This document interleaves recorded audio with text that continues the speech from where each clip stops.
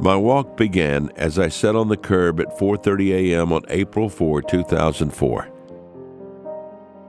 looking at the car Sally and Grace were riding in and realizing they were gone.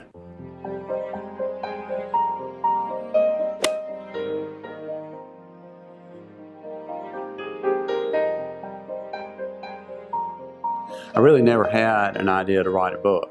When I made the decision to go over there to play golf, it was just entirely to get away, to put myself in a place that I loved, and no one knew me, and I could just lose myself.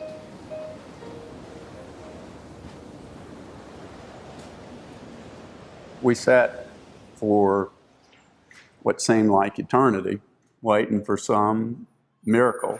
You know, maybe Sally would call us. When we got to the accident scene, which was, only what you could imagine, another officer came over and said, "We think these are your daughters. The two drivers have been transported to the hospital, but the two girls that did not have ID, and we need you to identify them."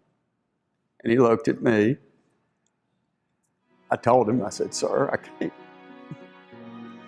Renowned sports psychologist Dr. David Cook writes, David's story is much more than a story of the game of golf. It's a narrative that reveals how peace and God's grace can be found in the most unexpected circumstances. Unexpected serenity on a golf course. The son of a prominent businessman and politician, David first held a club at age 5. Golf was a natural refuge. The loss of a child is such an unrelenting pain. And many people tried to numb their pain or just stuff it. So the fact that he was able to do this through a rather unique mission with golf, and then also write it all down, you could see how that was truly helping, allowing him to imagine that life could be good again. Indeed, for David, it didn't seem like life could ever be good again.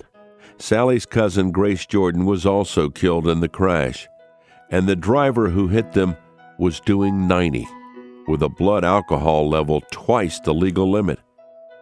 The tragedy was almost more than David could bear.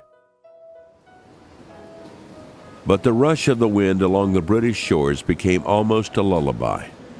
The rhythm of the waves, the smell of the salt spray, and the peaceful quiet of nature was healing.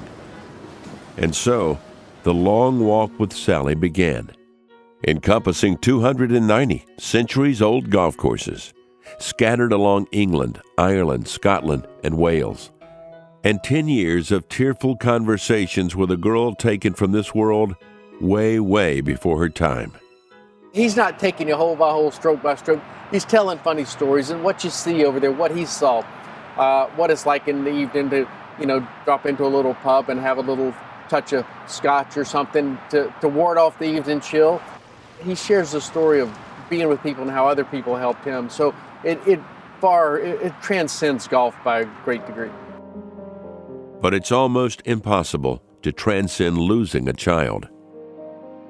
Your heart keeps beating, and you learn to put one foot in front of the other, and it is, life is like nothing you've ever experienced before. Everything changes. In this case, grief became a catalyst for good. The Clark family sued the restaurant that served the drunk driver and started a YMCA in the girl's honor.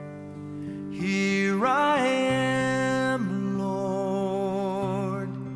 Is it I, Lord? I have heard you calling in the night. Life began to have clarity again. When I committed these thoughts to paper, it was so clear. It was just like I had perfect vision on things. I mean, as to the walk God had sent me on and what He intended. It's my final piece. Oh.